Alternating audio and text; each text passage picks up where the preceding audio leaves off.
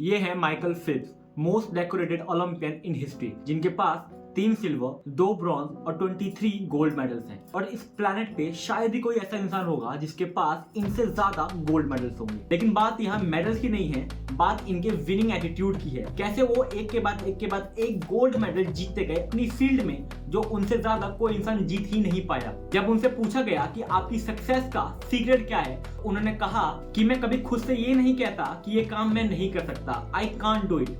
जब वो ट्रेनिंग करा करते थे तो वो पानी के अंदर 10-10 घंटे रहकर प्रैक्टिस करा करते थे। उनकी प्रैक्टिस इतनी टफ हुआ करती थी कि रात को वो ढंग से सो भी नहीं पाते थे। इतनी टफ प्रैक्टिस के बाद तब भी वो खुद से कभी भी ये नहीं कहते थे कि ये काम बहुत टफ है, ये काम मैं नहीं कर सकता। वो हमेशा यही कहते थे कि मैं ये काम कर सकता हूँ, I can do it. Michael Phelps बोलते हैं कि जब भी आप अपने आप से ये बोलते हो कि मैं ये काम नहीं कर सकता, मैं ये काम नहीं कर सकती, आपने अपने पोटेंशियल उस काम को करने का उसी समय गवा दिया। मे बी आप उस काम को अच्छे से कर सकते थे। जब आप अपने आप से ये बोलना शुरू करते हो कि ये काम मैं नहीं कर सकता, ये काम मैं नहीं कर सकती, तो आप उसी समय वो लड़ाई, वो वॉर हार जाते हो। सो कभी भी अपनी लाइफ में कोई भी काम आप करने की सोचोगे या सोच रहे हो तो कभी भी उसके बारे में खुद से ये मत बोलना कि ये काम आप नहीं कर सकते। जब पूरी दुनिया की नजरों में कोई भी काम कॉम्प्लिकेटेड हो सकता है, टफ हो सकता है, लेकिन आपको हमेशा खुद से यही बोलना है कि ये काम मुझसे बेहतर कोई नहीं कर सकता।